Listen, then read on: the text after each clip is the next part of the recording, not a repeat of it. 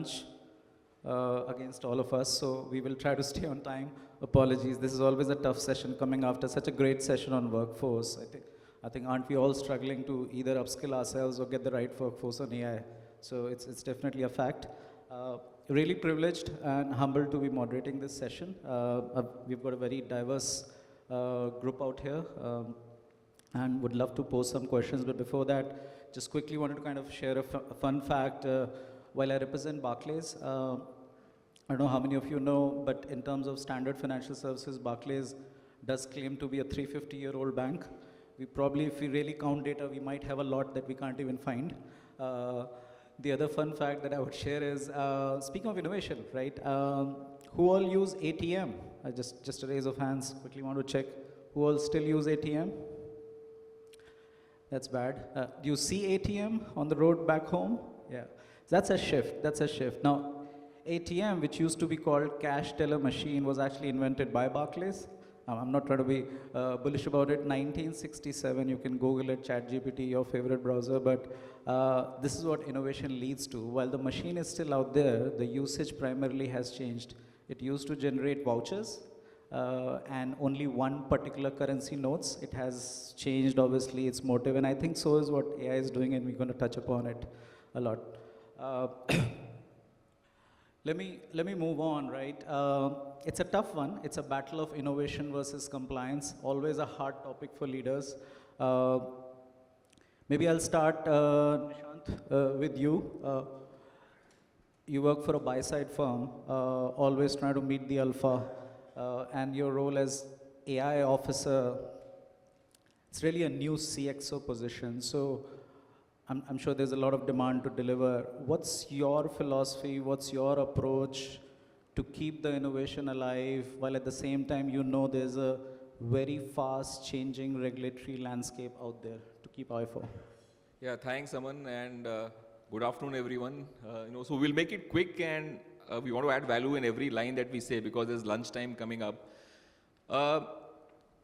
So today, every firm and I think every individual has to innovate. So innovation is non-negotiable. But at the same time, even the fraudsters are innovating. So your criminals also are innovating, and hence compliance comes into the picture.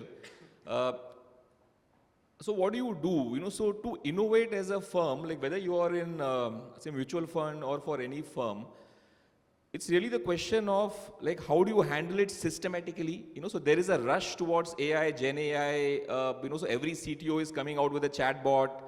People are saying that there are vendors like coming out with solutions very quickly, and that is where the role of your AI head or a chief data officer comes in. Where like how do you build your say your principles, philosophies, and your systems? Now, I would take a few examples on the data front and a few examples on the AI front, and these are not all and sufficient, but like this would give at least a necessary takeaway to all of you in terms of what needs to be done.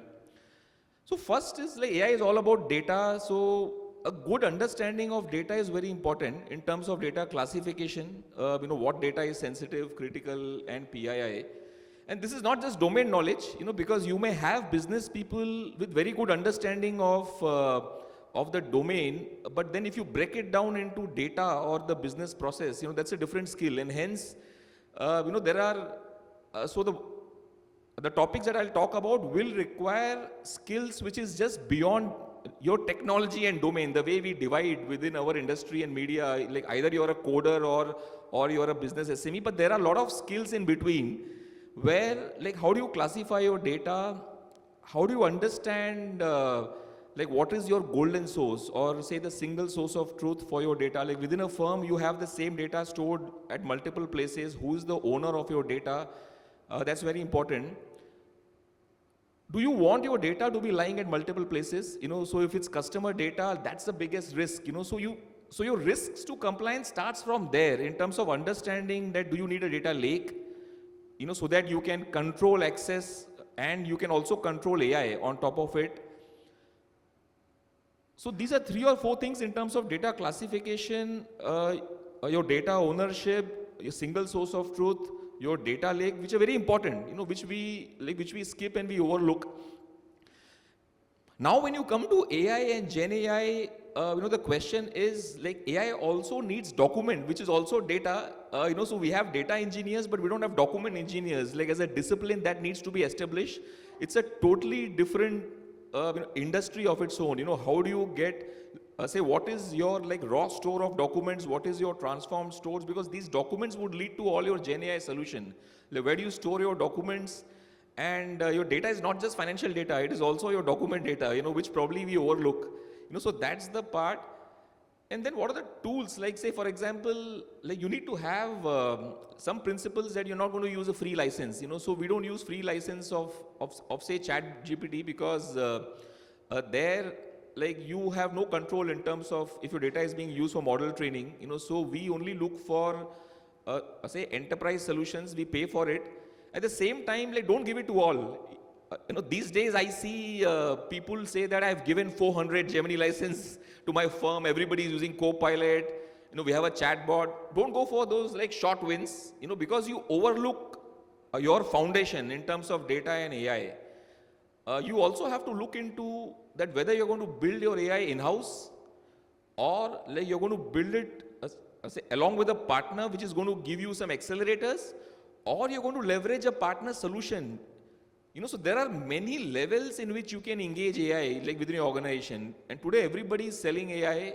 You have like IT service vendors with their accelerators. You have a data lake like Snowflake, Databricks, which have AI. You have CDP and like CRM solutions which have AI. Now you don't want your customer PI information to lying in multiple data stores, and that too in your vendor managed data source. That's a very big risk, which probably people overlook. So look at your data, look at your AI, say your strategy for the organization, have control over, over your AI roadmap. And I think this is very important. So if you build this, you are automatically prepared for any compliance, any law, DPDP, consent architecture. Everything is taken care. If you go back to your data principles and then go back to your AI principles. No, that's very good. Anything, Manish, you want to add on this one? Or? That's a very good point actually that you're making. If you look at, the liability that most LLMs, put on organizations. Now LLMs mostly are still black boxes. Even if you are talking about an enterprise version, like we were speaking about this earlier as well. Even if it is an enterprise version, do you really know what kind of controls they have in place? As a chief data officer, an AI officer, where does the accountability really lie? If your AI cannot explain its decisions to the regulators, to the auditors, or even to your board, then it is not intelligence, it's really a liability for you. So I think that is very important, to understand whatever data goes into your AI has to be kosher, has to be, there has to be lineage tracking, and all of those things have to be in place. Very true, very true. I was with JP Morgan prior to this, and we used to run a secret program called Know Your Data, just like we run Know Your Client. So I think it's just becoming more front. If you can't trace your data, especially which is authoritative, Nishant, to your point, you can't track the quality and you can't track the model review. So terrific, terrific. Maybe let's shift gears. I think from the front buy side, let's maybe get a perspective from our software, service, and product providers. Manish, you represent Firstsource. Big shift happening. If we follow media, looks like everything is falling apart. But wanted to kind of hear from you, how are you keeping pace, not just with the innovation and compliance and other roadblocks, but also the changing business expectation, because I'm sure whoever are your sectoral clients, they want to ride this hype cycle. So how are you keeping up with it, with the boundary conditions out there? Your view. Okay, thank you. Thank you, Amar. And it's great to be here with all the esteemed audience. So on your question, you're right. I think, see, the key thing from changing business expectations perspective is business wants speed. Today, with the advent of all LLMs, like Priyanka was speaking about, everything is at your fingertips. Business assumes that if I can write a prompt to generate something, you as the technology guy should be able to do it faster than me, right? The problem with that is that, of course, compliance, the regulations, the data privacy, all that comes into picture. Fortunately, in my view at least, see, still speed, agility, and compliance are not really competing forces, to be honest, in this world. In my experience, at least, organizations that do well in terms of speed with AI, they are not the ones that are, cutting corners on the regulations or compliance stuff. They are the ones who are using governance to bring clarity, and that clarity essentially ensures that we have speed and innovation both. So for that, how do we achieve that as a vendor or as a software product? How we do that is that typically all the compliance or the regulations or the governance pieces need to be factored in early at the product design or software design phase, during the life cycle, during CI/CD pipelines, like data lineage checks that Priyanka mentioned a little while back. Capturing data lineage details during initial phases itself at each step of the development. Automating metadata collection, or having lineage audits at every step, essentially.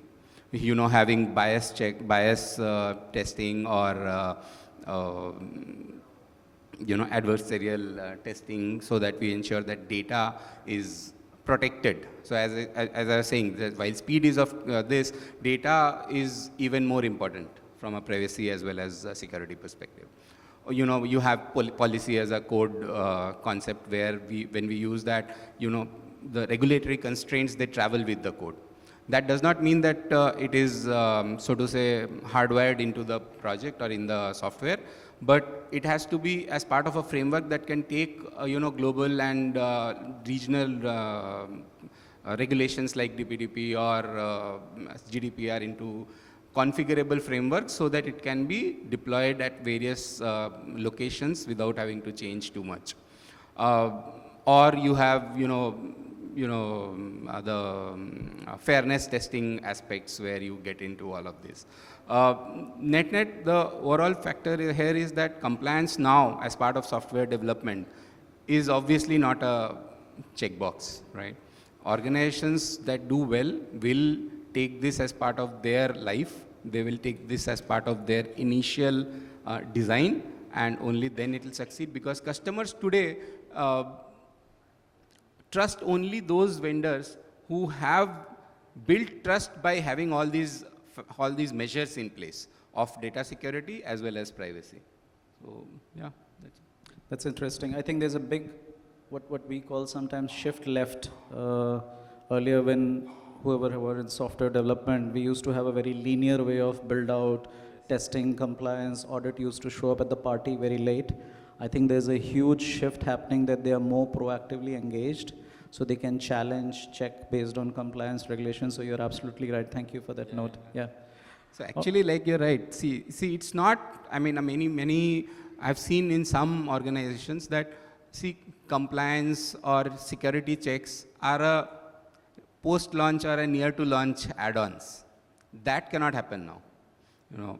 It is part of the life cycle. In fact, it is possibly one step before the life cycle of writing code also, to be honest. That's right. So yeah. No, so just want to add, I think what happens is, so in some organization, see, the real problem is in the mess that you have created over many years. You have like different stores, you have data, you have documents, some contract document lying somewhere, and that mess needs to be cleared. And so for you to model your business like into a data model, like, it's not easy. And hence I said at the beginning, you may understand your domain, you can code well, but to create your business model, and I think someone spoke about your business model, and how do you model your business in terms of data modeling, and your business model is not easy. It requires plural skills. So it requires skills of both humanity and engineering. So I would again, there was a mention of we need more humanitarian, we need more engineers. I say you need plural skills, because that is why there is a gap today. So today in the fund management, we have fund managers who are like very excellent with their Excel skills, like knowing what's happening in the industry. Then you have tech people who understand like how to create an app. Yeah, but the challenge lies is the sweet spot in the middle. Like when you get into a systemic way of like how do you create a system, like how do you model your database.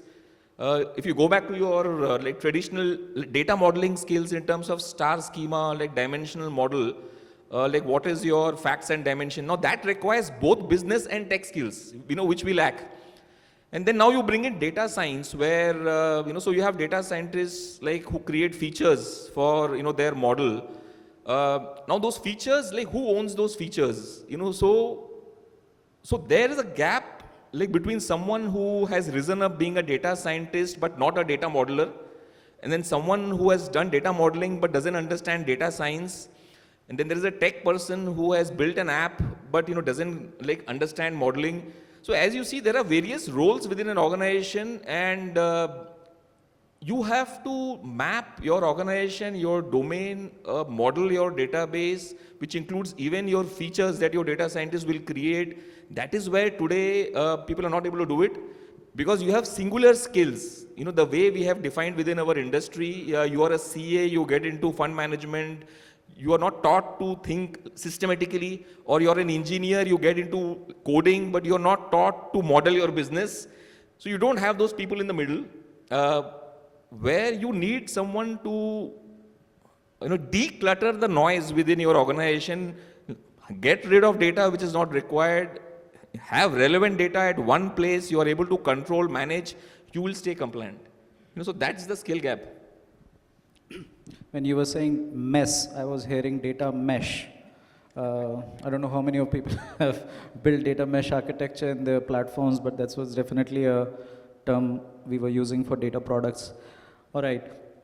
I think we talked a lot about product. We talked a lot about compliance. Looks like it's all trending towards moving with caution, which is where the regulation, data leakage, privacy, and the more global franchise you are, the bigger the risk, right? Because you are not just complying with one or two countries or one or two regulators. Predominantly, it's a multifaceted. So maybe this is the perfect time, Priyanka, moving over to you. We have a lawyer in the panel, so I'll try to be good with my words.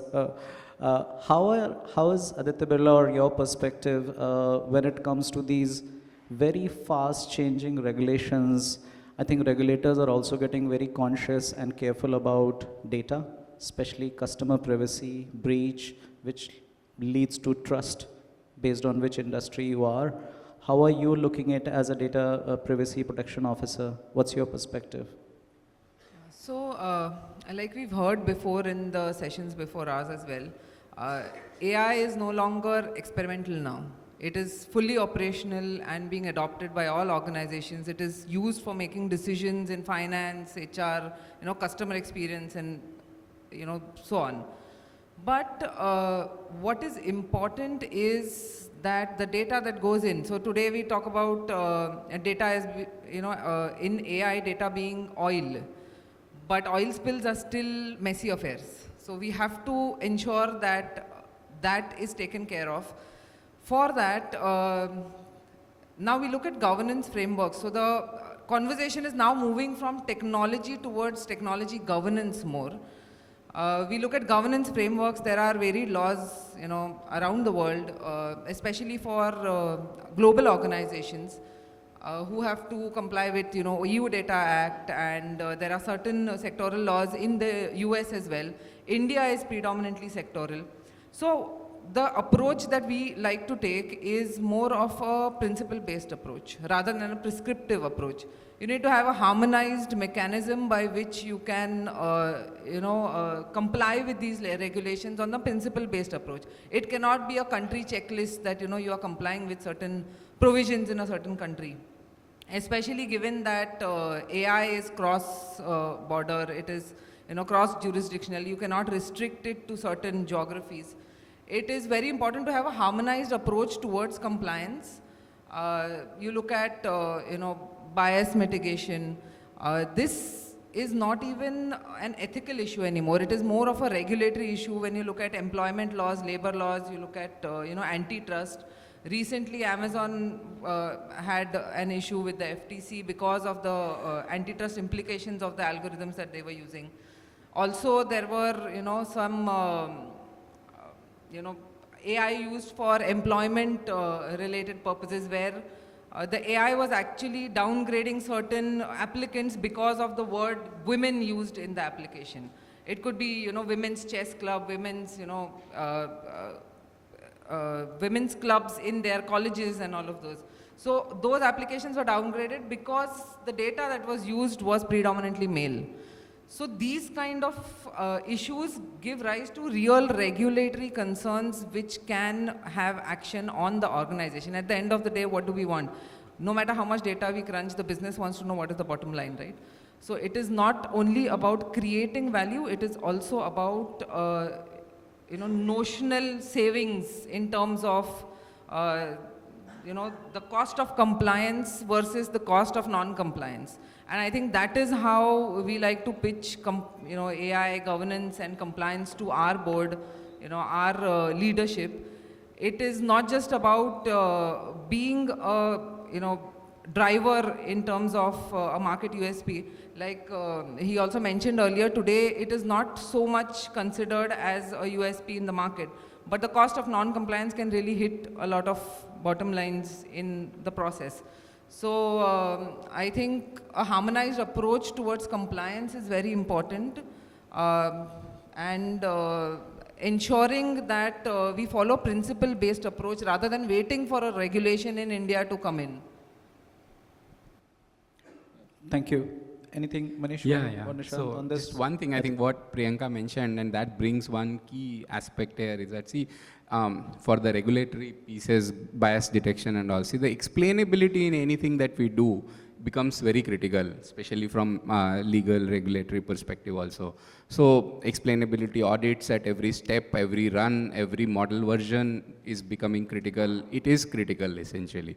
See how, where, what data was used to derive what, at which step it took what decision, multi-step SOPs, kind of derivations of how it arrived at a decision that the model actually finally did, right? So that explainability is possibly one of the key factors that will drive how we survive in the regulatory world today. Yeah. Just to add one point, I think while we are looking at risks, there are also a lot of opportunities that AI brings in. In terms of compliance also, you have a lot of risk, predictive risk analysis that can be done using AI. So these are also some avenues that a lot of companies are exploring where AI can be used as an opportunity to ensure you're compliant, to ensure you have horizon mapping for compliance and things like that. So I think it, as much as it is a risk, it is also an opportunity that a lot of organizations can pick up. Yeah. So one point that I would like to add is, as an AI team or as a CTO or a chief data officer, like you have to drive AI use cases, show innovation. But if you're not sure of the risk or regulation, like for example, with DPD Act coming in and with the consent architecture and with the kind of fines, we are hearing that, one legal case against like a firm from a customer and the fines from SEBI I'm hearing is 250 crores. That's right. For one case. And so if you're not sure of like what may happen, don't take that use case. So it's also very important to like break down your organization and understand your strategic goals in terms of like, are you looking at some, alpha? Are you looking at like cost optimization, non-linear growth? So pick use cases where you have public data. Like for example, in our industry, market news is public data, and there is a need, like every fund manager, equity research person like needs on a daily basis a very summarized news content in bullet points, and which is public information on their Teams or WhatsApp, for education purpose. That is something where no customer is going to come and sue you. There is no DPDP Act. It is just information on the web, being provided to you in a summarized manner. So those are the use cases which are, you stay away from like issues early on, like let other firms fight the battle and like, let them get hurt and you do it next year. But what happens is, like being in the AI world, see, sometimes we want to like become heroes, we want to come out with a chatbot and say, we launched this, we are doing marketing use case, so we want to pick the use case which is, which is yet not yet solved by the industry, and we don't like use cases with public data or a customer complaint data. Now that complaint is also a public complaint on the web. You can mine the complaint, you can come out with sentiments, you can do a lot of things with public data, which unfortunately none of the startups and firms in India are going ahead. They're all looking at customer data, and then they are thinking about PII, and then, I mean, look at public data. There are hundreds of use cases. As she mentioned, there are use cases around compliance itself. Like, how do you build a system which is like trustworthy system, in terms of phishing attacks, in terms of like someone can actually emulate your CEO tomorrow and start giving portfolio advice.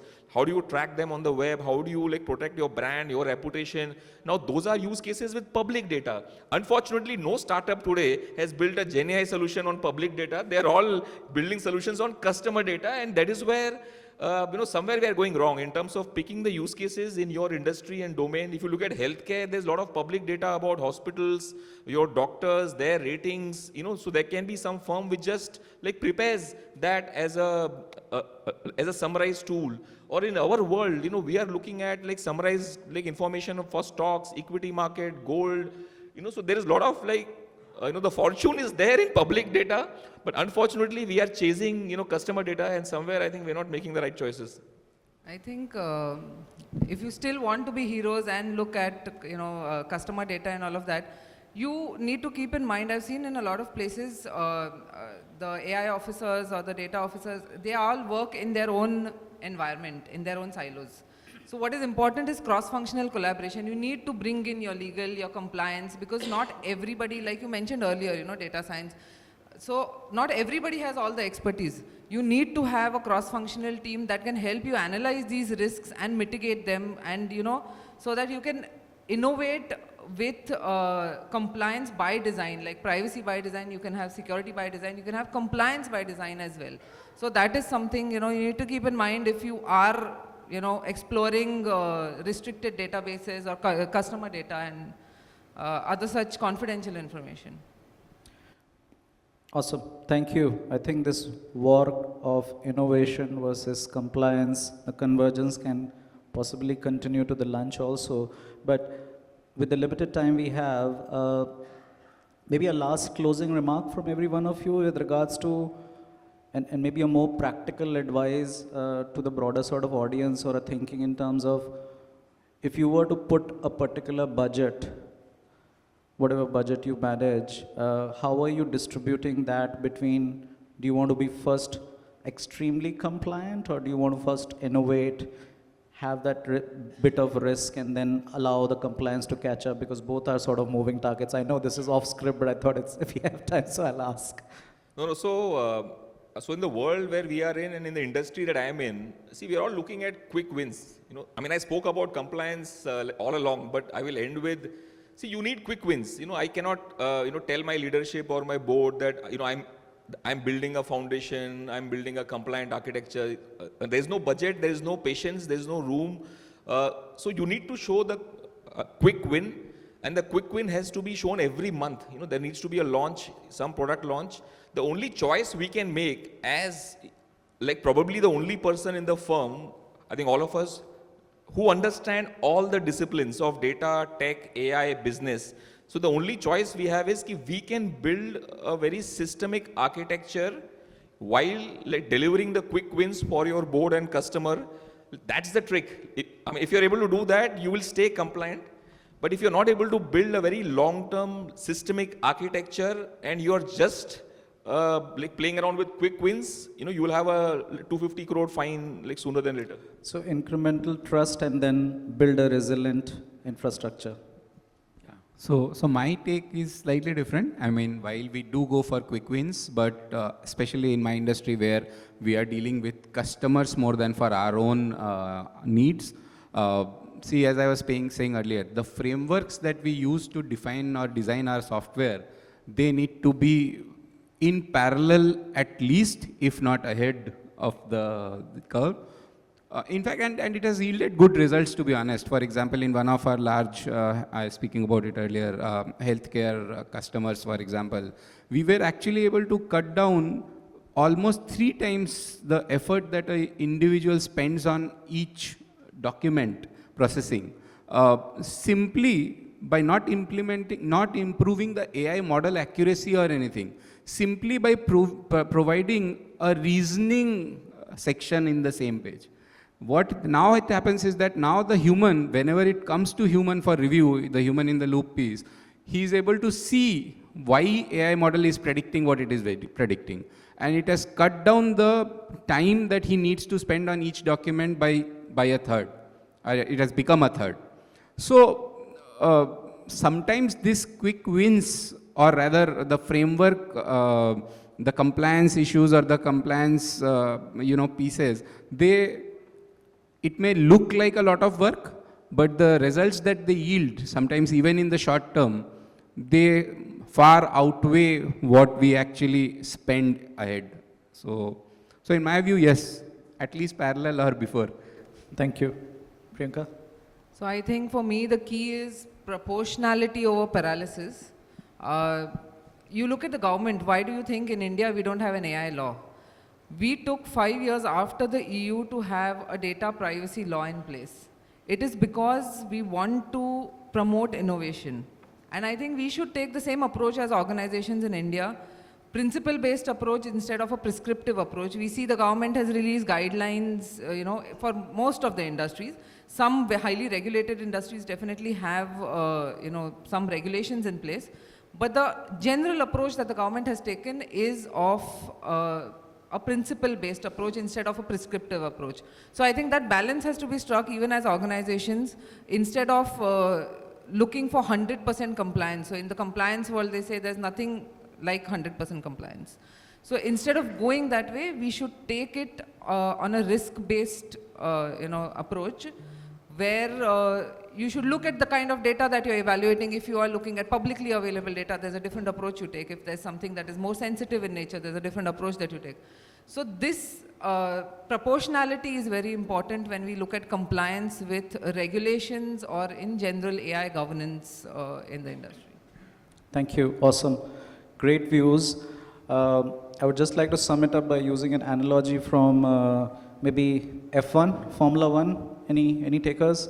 So if you don't follow Formula One, but Formula One has been out there for almost 30 plus years, the average speed of the race cars has gone from 200 miles to probably 350, what's on the track. And that's clearly innovation at its best when it comes to engineering. And I think the reason I'm picking that up is, while that innovation was happening, the only reason, one of the big reasons we believe, and there are articles about it, that could happen was the brake technology was amazing. So people had the trust that you can brake when needed, which is what compliance and regulations allow us to. So thank you on that note for being a very, very awake crowd. I'll see you guys at lunch with this panel. Thank you.